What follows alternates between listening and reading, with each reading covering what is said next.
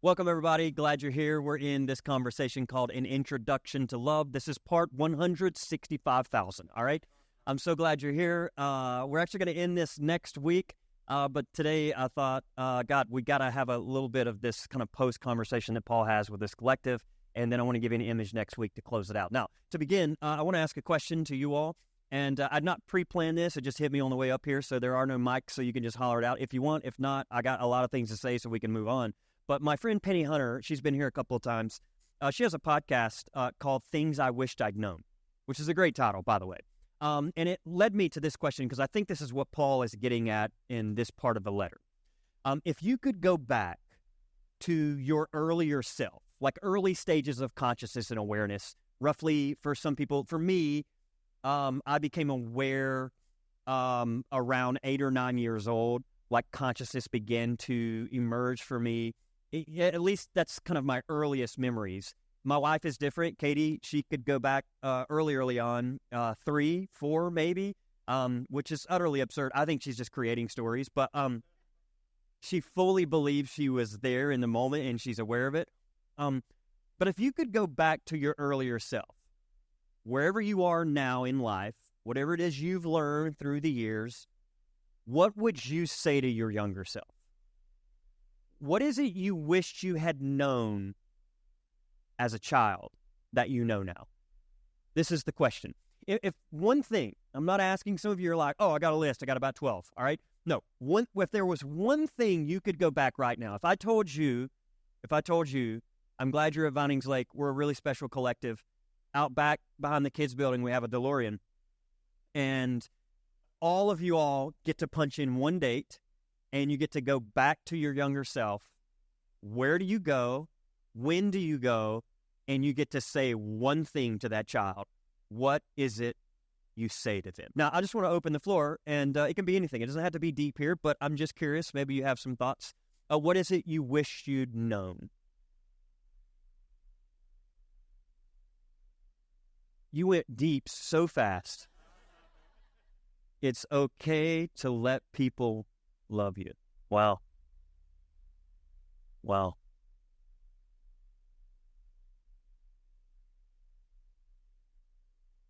This is not normal or healthy. Wow.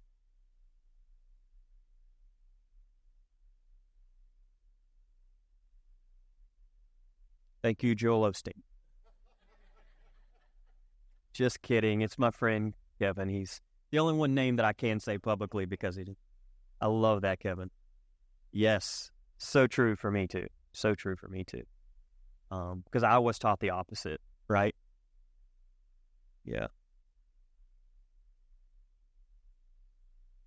It's not your fault. Wow. Yeah. Yeah. I feel that. Yep. Anybody else? I didn't hear you. What'd you say?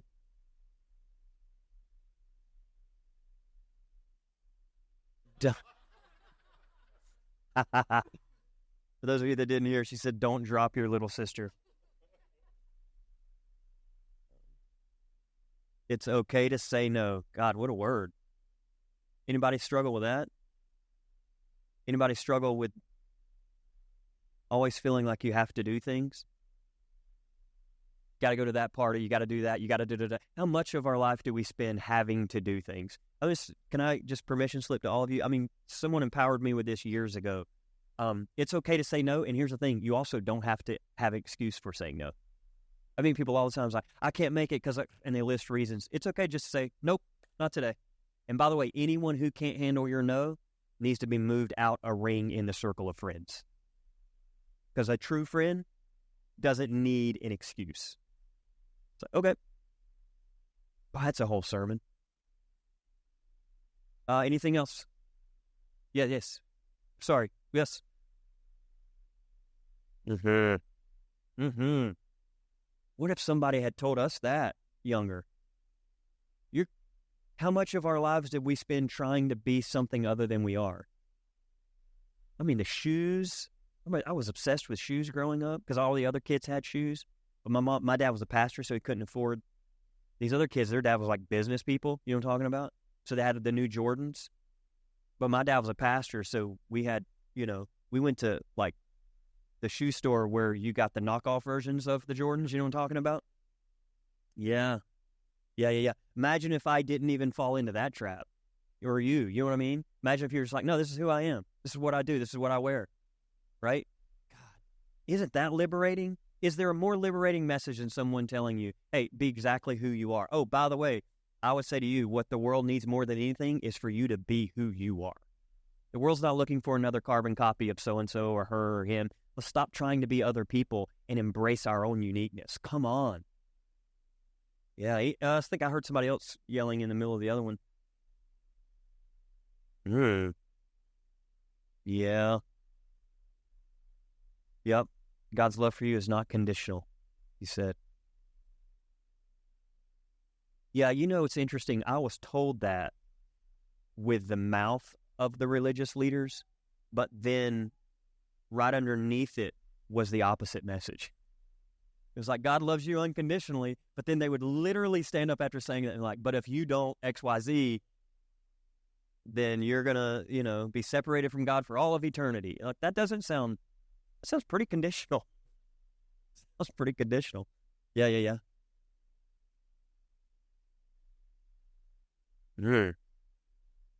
Spoken from a true therapist.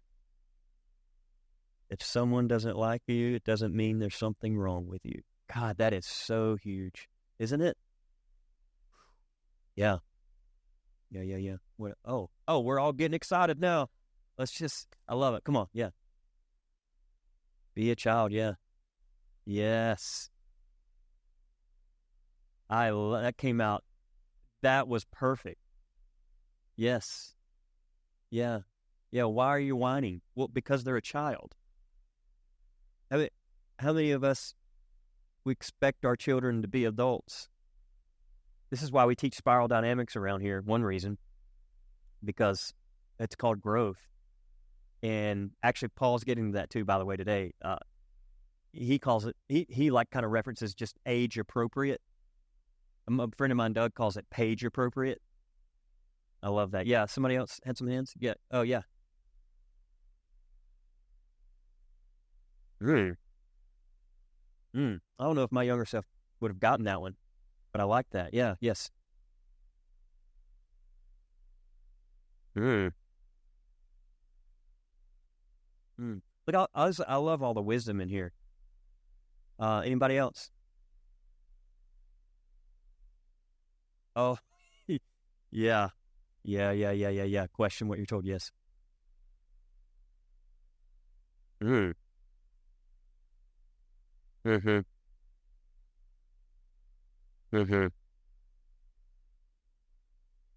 Yeah, that's it. That's where we stop. Because I do think that's what Paul is getting at here. So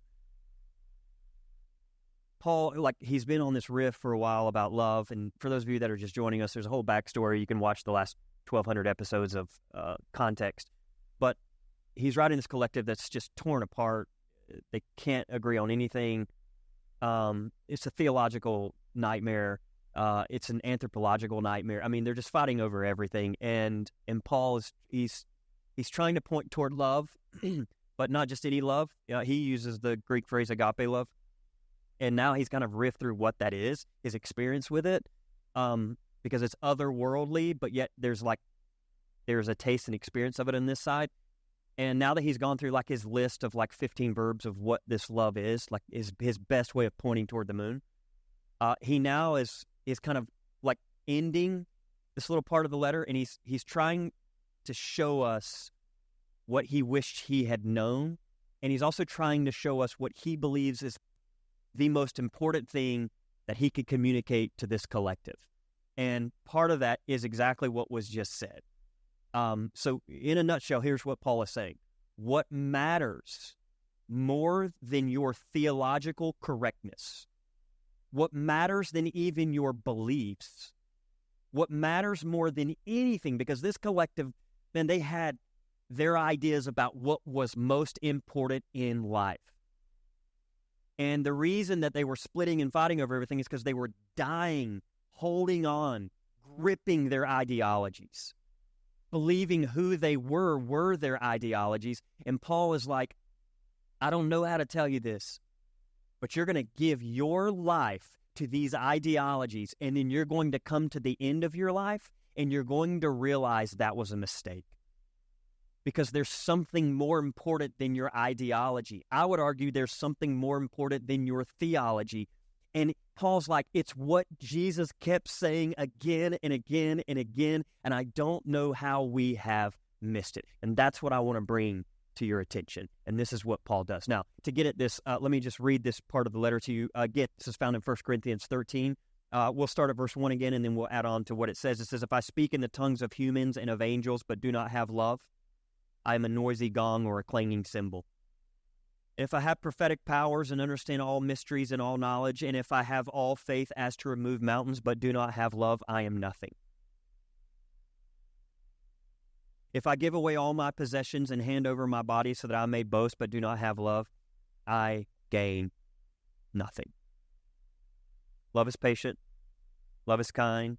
Love is not envious or boastful or arrogant or rude. It does not insist on its own way. It is not irritable. It keeps no record of wrongs. It does not rejoice in wrongdoing, but rejoices in the truth. And then the crescendo, love bears all, believes all, hopes all, endures all.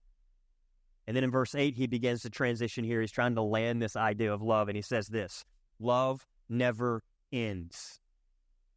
But as for your prophecies, they will come to an end. As for your tongues, they will cease. As for your knowledge, it will come to an end. For, here's why, we know only in part, and we prophesy only in part, but when the complete comes, the partial will come to an end. And then verse 11, I love this. When I was a child, I spoke like a child. I thought like a child. I reasoned like a child. But when I became an adult, I put an end to childish ways. Okay. I want to just zero in on this phrase that Paul says, love never ends. But as for all the things that you're arguing about, Corinth, they will come to an end. I want to look at this contrast that Paul gives us between agape love or eternal love and impermanent life. Okay? Now, first, let's start with the idea of love never ending. The idea, like the word he uses, could also be translated like love is eternal. Now, in the first century, they didn't have categories for like forever, like for all of eternity. That just didn't, there was not a category for that. There wasn't a phrase or a word for that. They had kind of this idea of eons, and eons just being a very long time. But there wasn't like a understanding of something that never actually ends, eternal, all right? And here's what's interesting about that. Even the concept of eternity alone is beyond our ceiling of comprehension, right? And I have to be careful talking about eternity because it can quickly throw me into a panic attack. But I would say to you, you can test the grounds when you're in a safe space. This is very dangerous, but I used to do this as a kid all the time in class because I'd get bored and I'd be like, God, this geometry is really boring to me, so I want to think about something that will blow my mind. If you want to think about something that will literally throw your body into like an absolute shock, just sit and try to think about something that never ends for a minute, all right? It goes beyond the ceiling, so it can actually throw your body into utter shock. So if I were to tell you when you die, whatever is next just goes on, all right? Now follow that for just a minute, all right? And I want to go to the edge, lean over, and then pull myself back, all right? But the idea of something never ending, I don't care how good it is. I don't know that I want anything that never ends. Do you know what I'm talking about? There's something beautiful about the impermanence of this space. If I had been born and I got here like we all did and got to a space of consciousness, roughly 8 or 9, and people started telling me how all this works. But if you were to tell me no one dies, some of you are like, that sounds amazing. If we could get rid of death, that would be amazing. In my mind, that would be the worst thing ever, all right? Could you imagine if I told you guys, we're here forever? Forever. First of all, I'm not going to be here today. And I'll tell you why. Because I'll come in about 2 million years from now when I'm ready, all right? There would be no preciousness to this existence. There's something I've come to love about death. It's in the impermanence where the joy is. And so we hold every moment sacred because we know, to the best of our knowledge, this isn't going to last long. And sure enough, that's true. And so sometimes I think about eternity, and I used to hear pastors talk about, well, it's just going to keep on going forever. And I thought, oh my God, are you telling me that when I die, I'm going to be sitting in a church service, like a worship service, singing Chris Tomlin songs forever? Because I got to be honest with you all, that feels like hell to me, all right? Utter torture if you're telling me we're going to be singing worship songs forever and ever and ever and ever. There's just a part of me, and they always just tell me, don't worry, that's just your carnal, fleshly body. You'll have a new body that can be prepared to last for eternity. And in my mind, I'm going, nope, still sounds like hell, all right? Like, not interested in that, all right? Just this week, Katie and I, we're big fans of Stephen Colbert, and we always get on to Colbert because he takes off more than any person I know. He's like, you're gone for 2 weeks, gone for another. I'm like, can you get back to the show? Because there's some of us that live off of your show. And he came back, and he does this. You've heard me talk about this before, but he does this Colbert questionnaire. And it's like a series of 8 questions for people to be fully known, all right? And it starts off real simple, like, what do you believe is the best sandwich? You know what I'm talking about? And then he'll ask questions like window or aisle. What's your preference? But then he throws in some deep ones every now and then. And my favorite question that he asked in the Colbert questionnaire is, what do you believe happens when you die? Which, come on, how do you go from like favorite sandwich to what do you believe happens when you die? All right. And this week he had Billie Eilish on. And Billie Eilish, you all know, I have a whole thing for dark female singers. I don't know what it is, but the more depressing, the better. Like, I love that kind of stuff, right? And Billie Eilish is like the master of that. I mean, she plays stuff like I can be out on a run 1 minute and life is amazing and then be weeping by the end of her song, but yet still love it. Do you know what I'm talking about? I'm like, God, it's so good. And Katie's like, why do you torture yourself? I'm like, I love it. All right. So we had Billie Eilish on. I'm like, oh, this is going to be great because I feel like she's got level, like depth to it. You know what I'm talking about? I'm like, so let's hear what she says. And sometimes he skips the question, which is really intriguing to me because it leads me to believe that the guest who came on knew about it and said you can ask all the questions but that one, all right? Because it is the controversial question, right? And so we had Billie Eilish on, and he said, what do you believe happens when you die? And first of all, she said this, which I love. She says, I have no idea. And I'm like, thank you, finally, a human who's honest, all right? My favorite is people who have it all planned out. They're like, I can tell exactly what happened. She said, I have no idea. She said, but I can tell you this. Whatever it is, I hope it doesn't last forever. And then Colbert says, God, me too, because eternity sounds awful. Yes, I don't care how good it is. Take your best case scenario. Some of you are in here and you're like, Turks and Caicos, 71 degrees on an island by myself. Wonderful. You can have it. But if I were to tell you that never ends, you're going to get miserable with it. I promise you, you will get miserable with it. And your greatest thing will become torture for you, which will really be torture because then you have nowhere to go to release the torture because you would go to Turks and Caicos to release the torture, but now that is the place of torture. Do you know what I'm talking about? Yes.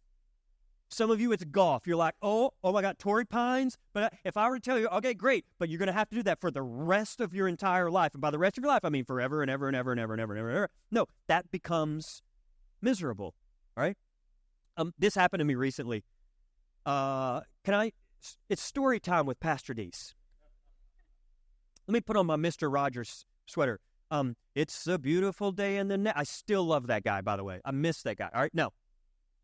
I had a birthday in June, and my wife, she got me a birthday present in the moment, but then she did tell me, she said, I ordered you another birthday present, which my go-to favorite thing of all times is when you show up at someone's birthday and you're like, I got your present, it'll be here soon. You know what I'm talking about? I love, those are my favorite. Or Christmas, like, I got you a Christmas gift, but it'll be here like in 6 months, okay? But Katie was like, I got you a gift, but it was like basically like on back order.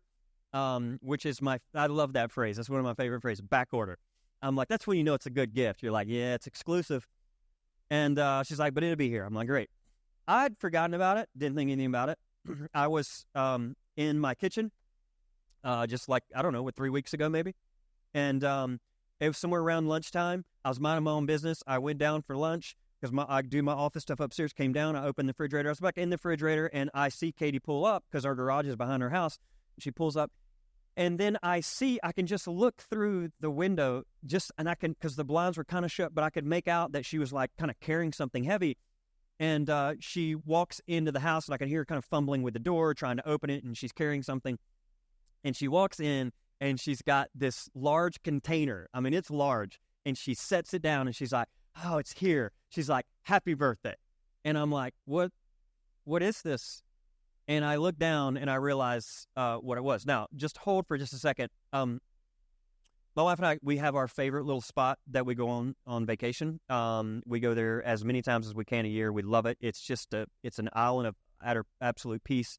And we go there, and on this little island that we go, there is like one ice cream shop. And this ice cream shop is like, they just have, I can't explain it to you, but it's like the most notorious ice cream of all time. It's like different than all other ice cream. It's like super light, but they have this one flavor, which isn't that complicated, but it's called cherry vanilla. And I'm not like a huge ice cream guy, but like this cherry vanilla, there's like real cherries in it. You know what I'm talking about? And then just vanilla, but it's like legit. Now, I have tried all the other brands of cherry vanilla, and it's got like artificial flavoring, and it's just not good. This is like the legit brand, all right? Like, I mean, this is it. And I tell Katie every time, I'm like, oh my God, we got to get there so I can go get this ice cream. And we'll sit down in just utter serenity and peace, and I will just eat this ice cream. And it's like full on one of the greatest experiences. I'm telling you, I love this, all right? And my favorite thing to do is introduce people to food that has changed my life. You know what I'm talking about? Like, you've got to try this. And I like to watch it change their life. And so I said, Katie, I don't know what this ice cream is, but God, if I could have this more than the once a year that we come down here, my life would be changed. So she, being the great gift giver, does her homework, and what she realizes is you can't buy this ice cream anywhere. Of course you can't, all right? You can't just buy this ice cream at Target. This type of ice cream is exclusive. It comes from somewhere up in the Andes Mountains, all right? So it's like, yeah, this one, like this type of ice cream, right? And she does her homework, and she realizes you can't buy it, and then you can't just buy it at a store because you have to actually buy it if you own like an ice cream shop, and only that is even exclusive. And so she does her homework, and she realizes, oh my God, I think I have access to get this ice cream. And I'd forgotten all about it. I just told her one day, I was like, it'd be amazing to have it. And she comes in the house that day, and I got an image. This is what she carries in. Yes. Now, for those who are unfamiliar, and I don't know if you can tell what scale is here, but that is what you call, friends, a 3-gallon jug of ice cream, all right? So she brings this in, like carrying it. I mean, it's heavy, 3 gallons. And I'm like, what is this? And she's like, it's your ice cream. I'm like, shut up. You did not actually buy how did you find it? She's like, I did. She's like, I took out a second mortgage, but I got it. I got the ice cream. I'm like, you did not get this ice cream. And I pulled the lid off, and I realized 3 gallons. This is the stuff, like if you go into Cold Stone, do you know what I'm talking about when you look over the glass? You know those big containers that they scoop it out of? That's the container. But now it's just at my house in the freezer. And I literally pulled the lid off, and I'm like, oh my God. And I had a moment going, what am I going to do with all of this? So it sits in the freezer, and I'm like, Katie, as amazing as this is, because this is like, I mean, take what you want and then multiply it times infinity. I am now at a place where it's kind of torturous. Do you know what I'm talking about? You ever heard the phrase, it's too much of a good thing? Do you know what I'm talking about? There is truth behind this statement. Some of you people need to believe this truth. You keep saying, I want to give up everything for this. Don't give up everything for that, because when you get it, it's not as amazing. It becomes torture, but it's torture from a good thing, which is the worst kind of torture, and it messes with your mind. So I have this ice cream, and it's there, and I'm like, I've always wanted my own batch, and now I've got 3 gallons of it. And I'm telling you, for 3 weeks now, hear me out, every night I've been working on this thing. I mean, working on it. And it's now like kind of pissing me off. You know what I'm talking about? I'm kind of like, this ice cream.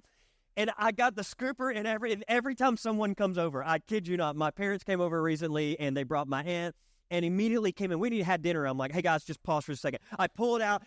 Because I'm like, we got to get through this thing. And now it's a whole thing. Like, how do I get through this ice cream? And now it's become problematic because the other day I put on jeans, and I'm like, oh, God. Like, turns out it isn't as light as I thought it was. You know what I'm talking about? And I'm like, we got a real situation here. And literally every night, she'll start laughing because I'll sit on the couch and I will bring a bowl out and I will pack that bowl up and I'll just sit there. And I literally would give Katie a check and I'm like, check it out. I'm like, we're getting it down. We're working on it. And I'm like not even a quarter into this ice cream. And I still have gallons to go. And I want you to know I'm starting to get tired of it. And that breaks my heart because it was the greatest ice cream. Now it's like, eh. And now I'm like, guys, I don't know what to do. So, friends, I'm going to bring out the ice cream, and we're all going to take a bite this morning, all right? Pass it around like communion, please. And let's all just take it and see if we can get to the bottom of this. Now, all of that said, here's the thing. This is what Paul is getting at, all right? He's like, some of you, like, if you were to hold it up with the light of eternity, then maybe you'll start to see what actually matters. Like in the end, if I could fast forward your life to the very end, and right before you take your last breath, I'd say, all right, stop there. Full consciousness, what's the meaning of life? I'm not interested in the meaning of life from some 40-year-old who's in life. I'm most intrigued by the person getting ready to take their last breath who've lived their life. Tell me, what is the meaning of life? Give me that wisdom. Someone who's come to the very end and can tell you, oh, I'll tell you what matters. It's like Paul is saying he has been sitting around these people and he realizes, I'll tell you what matters. He says, love. First of all, you need to know the kind of love that I'm talking about. It is eternal. And this word, never, as in love never fails or love never ends, is a strong word. And it's the only place where Paul uses this word never. And it's as if Paul is getting at how cosmic, deep, and vast this agape love actually is. He's saying love is eternal. Literally, love does not fall to the ground. Love never fails. Love is cosmic. Love, the kind of love Paul is talking about, is the infinite source and sustainer of all that is. It is the core of everything. This nature of love could also be equated with the nature of God. We could say, as Paul is saying, capital L-O-V-E, capital G-O-D, one and the same. It was Teilhard de Chardin, the French priest and scientist, who says this. I love this. He says, love is an energy that was present in the Big Bang onwards. It is the very physical structure of the universe. It is the most universal, the most tremendous, and the most mysterious of all cosmic forces. This love, whose source is God himself. One writer went on to say, for love lives and breathes in, with, through, and beyond me, just as surely as love lives and breathes in, with, through, and beyond you. We are created by love, out of love, to be love. And only when we can feel the face of love shining out from us can we be all that we are created to be, the living embodiment of love in the world. It's as if Paul is trying to get at when he says love never fails or love never ends, love is eternal. He's trying to get us to see the cosmic dimension of this love. From where does this love come from? This love has always been, and this love will always be. So you can take yourself back to the beginning of time as we know it, which we call the Big Bang, and I'm telling you, the Big Bang exploded because the sustainer and power of it is actually love. And perhaps this is why you and I are even here. Perhaps this is why the human species exists. And perhaps this too is the meaning of life. Maybe we're all here And we all have ideologies and theologies about why we're here and why we exist and what it means to be a good human being. But maybe at its essence, maybe the reason we're even having this weird, strange experiences that we call the human experience, maybe the sole reason is just to experience a glimmer of what it means to be loved. Maybe that's it. Maybe this love from the very beginning to where we are now is emanating through every single thing, because the message has always been, I want you to consciously taste and feel what the essence of the divine is really like. Your Creator, all of this exists, and within all of this, emanating through it is love. Love is at work in the universe, and it's coming into expression in and through all things. One writer said this, I love the way they word this.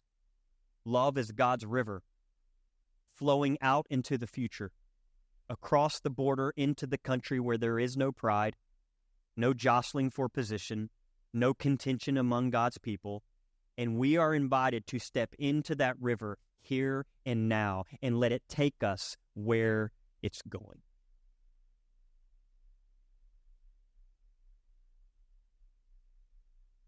And so, I think this energy that was from the very beginning, that burst through every subatomic particle, is love. I also think we were brought here by some very generous divine being, not so that we could sit around wondering why we're here, but maybe the risk of it all, the gamble of it all, was that this divine source somehow knew it's not good enough just to know they're loved. I need them with flesh and blood to consciously feel who I am. And maybe that's it. And so maybe this is why every single thing we experience emanating through it is love if we look hard enough. And I mean everything. I think that's why people are so obsessed with their pets. I love it. Some of you love dogs. That's your thing. You're thinking about them right now. You're wondering what they're doing. Some of you know what they're doing because you have them on video. You can see it. My parents, they came and visited recently. My dad came to church here. Two of you knew that. Some of you didn't. That's a big deal, all right? My dad came to church. He sat over here. Oh, can I tell you what he said? Oh, this is interesting. Afterwards, I went, because I was like, oh, God. Because my dad, he's an evangelical fundamentalist. He was. He's walking through his own stuff right now, which is his story to tell. But so he came, he sat over here. And so for all of you over there, that he was like feeling it over there. And I'm like, yeah, it's good people over there, right? Glad he didn't sit over here. Anyways, it's too much, too progressive over here. But you people over here, just right. It's like the 11%. He's just pulling them in, right?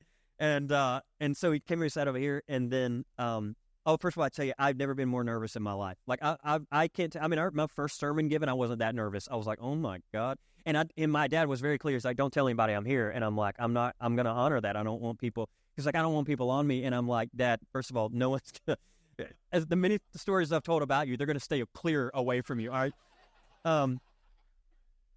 And so he came and he sat over here, and God, I was so nervous, y'all. And I tried my best to hide it. And so I didn't want to tell you because I didn't want to make it awkward, but a couple of the leadership knew, and they knew, and they were all, like, some were in the back, some were in the crowd, and I would just see them, and they're going, like, just smiling, and I'm like, guys, you got to stop. And so I gave the sermon, and afterwards, we were going to have, like, an evening round of golf or whatever. But then he was like, we had time before, so I was like, I'm going to take him to lunch. So I took him over to Muss & Turner's. And Muss & Turner's has like this little speakeasy in the back, I'm talking about, and walk in and go through the freezer or whatever. So I didn't know about that. Yeah, only pastors get in. All right, so, but walk in back there. And then I sat down with my dad, and we had fries and a burger. And I was like, so Dad, I was like, what'd you think? Right? Like, that's the question. What'd you think? And it was so amazing. He said something that I'll never forget. First of all, shout out to all of you that help with hospitality, because he said this. He said, well, first of all, I want to say, he said, some of the kindest people met me at the door. And I don't know, he didn't tell me who it was, but all of you people that work the door, can we give it up for our hospitality team? Come on. And so literally, like, he was just bragging about how kind you all were in meeting him at the door. And then he got a kick out of the sermon, and he was just like, man, it's so cool the way you did like the receipt thing. He's like, he's like, how do you come up with those illustrations? I'm like, Dad, I got it all from you. All right. And he absolutely loved it. He absolutely loved it. So it was fantastic. But my parents, they came in recently, and it's really interesting because when you start like talking about, Katie, do you remember what I was talking about? Oh yeah, thank you. She now knows. She knows exactly. We have a frequency together. But my dad used to be. We had dogs growing up. Like we had dogs, but he was just like dogs growing up now are different than dogs growing up when I was growing up. Does you know what I'm talking about? Dogs growing up when I was growing up, they were hooked to a chain. Do you know what I'm talking about? Outside. And now it's like, that's like abuse. So now it's like all dogs live inside. But growing up, when I was coming up, it was like, and you didn't come close to a dog you didn't know, all right? Like they would get you. And my dad, like we had dogs growing up, but he was like, I'm not an animal guy. And then recently my dad got diagnosed with cancer, and they have this dog, and the dog, which first was like, and it always works this way. It's like, it's an outside dog, but then by outside, they mean just like in the shed area, in the garage. But then they go from the garage to where they can come in sometimes. And then the next thing you know, as in now, the dog is like, well, it can sleep in this room. It has its bed. And then the next thing you know, it's like in the bed with my parents. And I'm going, what? And I just asked my dad, I was like, what happened? Like, what happened? Like, tell me where the wheels came off. And my dad was here the whole time, and he just kept showing me photos of his dog. I'm like, hey, Dad, your son is in front of you, whom you have not seen in a while, and you're showing me photos of your dog. He's like, you don't understand this dog. Well, the dog got sick recently, and my dad was planning to come down, and he's like, I can't come down. I got to take the dog to the vet. So he takes the dog to the vet, and I'm like, how's the dog? And he's like, man, he's going to be fine, but he just went off the rocker. Something weird was happening, but I think he's going to be good. My dad is obsessed with this dog, and then he finally said, I said, Dad, what's the deal with the dog? And he said, I'll tell you what's going on with the dog. He said, walking through this chemo and walking through this cancer, he said, this dog has been so faithfully loving to me that I underestimated how powerful a pet can be in your life. And I remember thinking, first of all, we don't need that level of depth. But second, I mean, it's okay if you're here and just like, I just like dogs. That's good too, okay? But second, I just want you to know that I think that's why we're here. And perhaps maybe part of the reason we're so drawn to pets is because, hang with me here, all right? And we're getting a little sidetracked, but hang with me. Because we as the human species has so avoided allowing the divine to come through us to love others, and we have been filled with so much hatred and vitriol that it's almost like the universe is like, okay, if it's not going to come through them, I can take it through something else. But I'm saying I believe every single thing is emanating love, and that's why we're here. So maybe for you it's the pet. Yes. Maybe the reason you're here is because somehow you are to receive and give this love.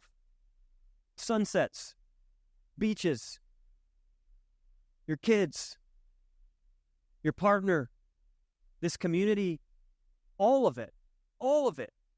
When you die, when I die, maybe that's it. Maybe we're all in on the joke that the divine, whatever the divine looks like, is a wink and a nod going, how did you like that? How did you like that? Because it's one thing to say it, but you need to have a conscious experience of what love is. Now, open this door and let me let you in a perfect love. What you experienced, as amazing as it was just an emanation. Yeah.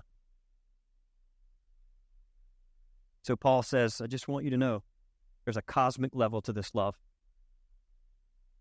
It exudes through every single thing we encounter. And it won't end. It's like Paul is saying, love will never surrender. Love does not die. Love will never be defeated. Love will win. It will. I hope you believe that. Love, my experience with love is that love will have the last word. Love may very well be the last word. And after the last word is spoken, it will still be love. When all else fails, it's like Paul is saying, when all else fails, love will not fail you. Take calm in the chaos of the moment. Lean into this love that never fails. Rest in it. Allow it to hold you. And God, this is where I'm finding my calm in life. I start to realize how fragile we are as humans when things go awry. And it's as if the divine is just saying, take a breath. Take a breath. Do your part. Hear me. I'm not saying don't do your part. Let's do the part to make the world the way we choose for the world to be. Yes.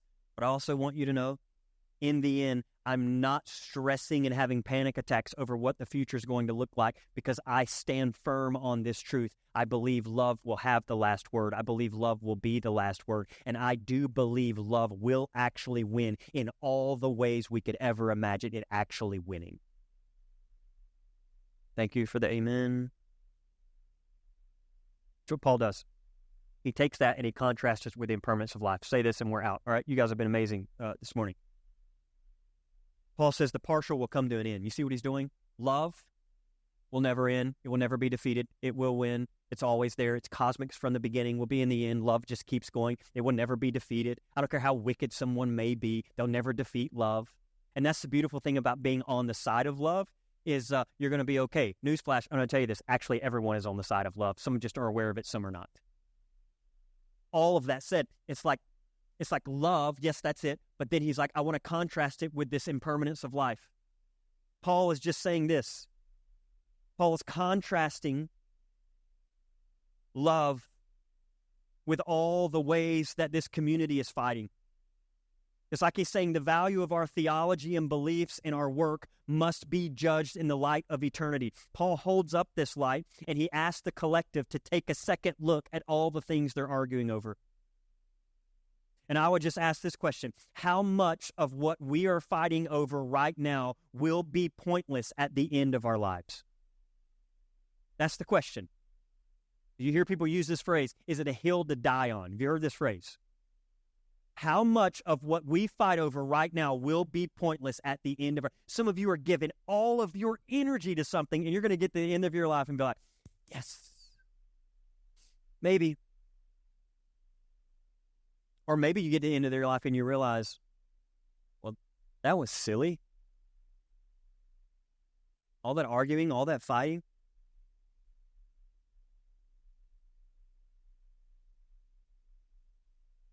I can't tell you how many people I know that have come to the end of their life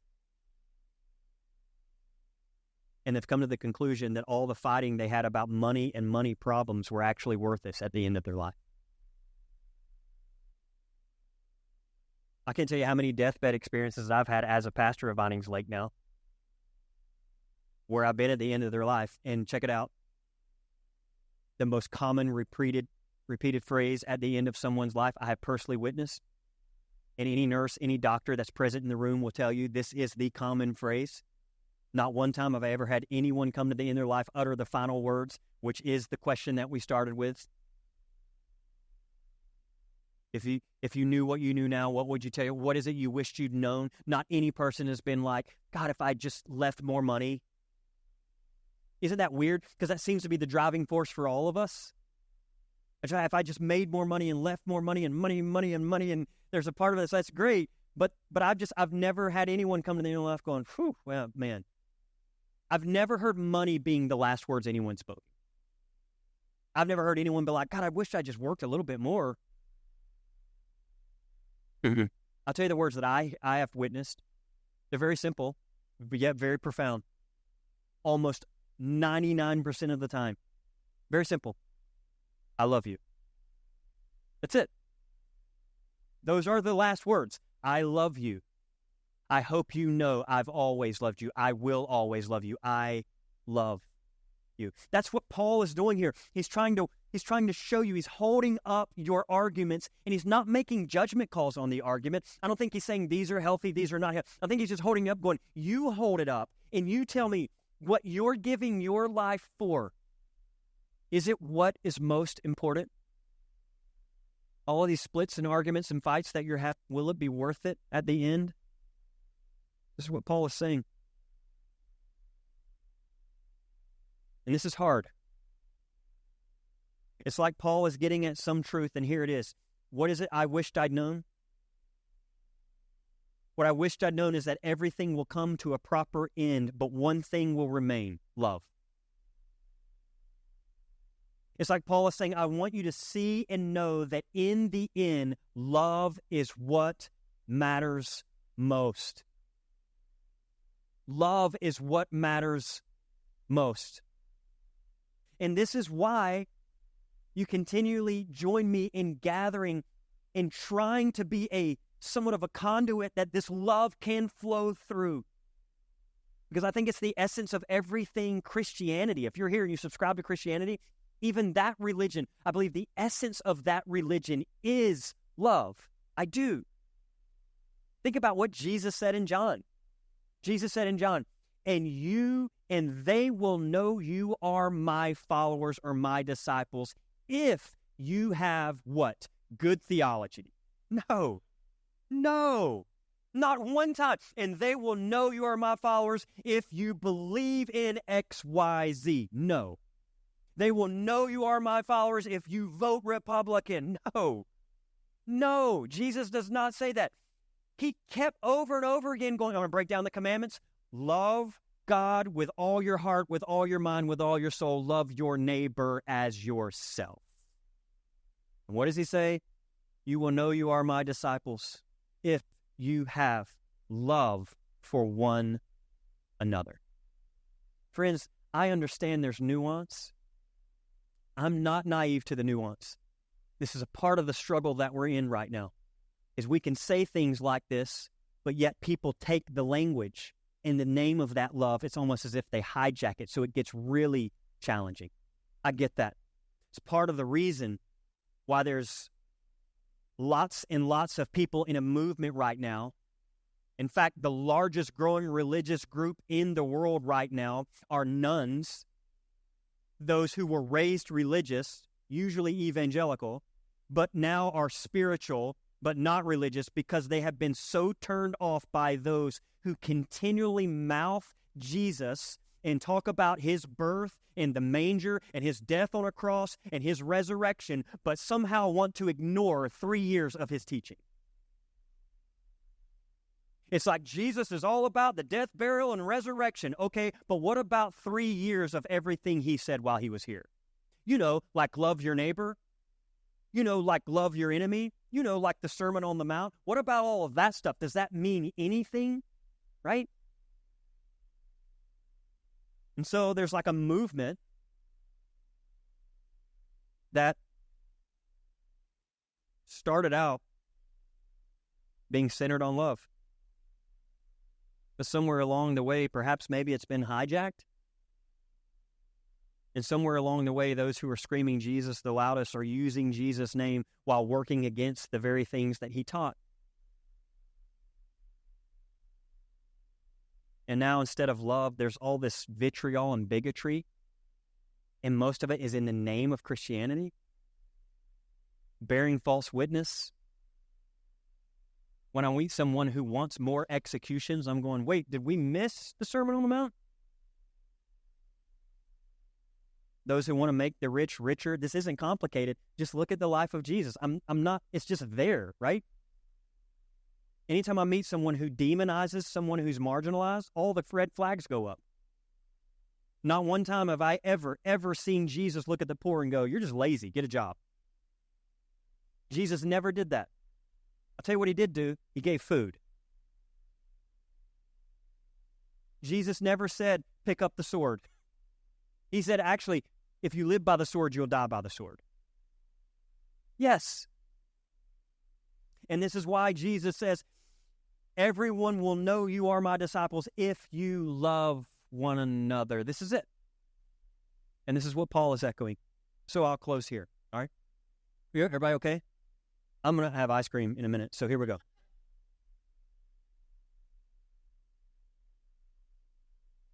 What I can tell you is that in the end, It's been my experience that you will never regret love.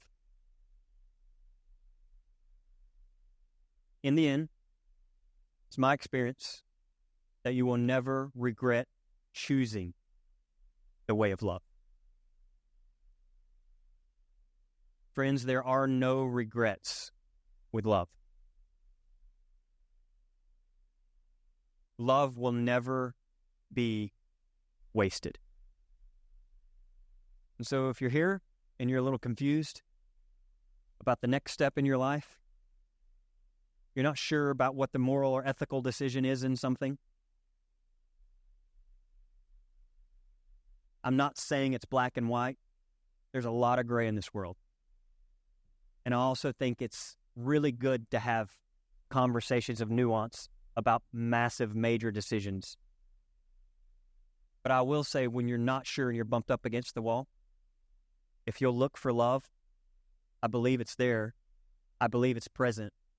And the one thing that I am banking on, that I have some sense of security in, which isn't a lot, I will just tell you this. From my experience, when we die, we may have a lot of regrets, but I've never met one person who says, I regret choosing the path of love. Because in the end, love will be the only thing that remains. So I don't know about you, but what if our collective was known around Mableton, not just for being, God, look at that progressive community. Can I tell you, I have a love-hate with that one?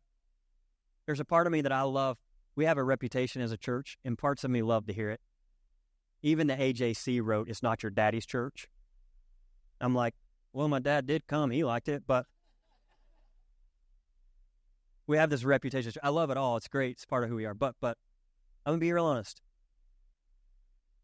When I come to the end of my life, I want it to be said, not that, oh my God, they were a progressive church. They moved the culture forward. Oh, that's great. Oh, that's lovely. And all that's certainly part of it. Great. What I would want said about you and about us as a collective is, God, one thing I will say about them. They took very serious what Jesus says, and you will know that they are my disciples if you love one another. So may that be true about us. May we learn to love one another. God, thank you. Thank you for just this word, this truth. God, I pray for my brothers and sisters in this room that we open ourselves up and we open our hands and we say, God, just as love is eternal and it is cosmic and it runs through everything, God, may it run through us. And may it be true about our collective that we are known more than anything for our love for the marginalized, our love for the outsider, our love for ourselves, our love for the divine, our love for our neighbor, but ultimately even our love for our enemies. In Christ's name, amen.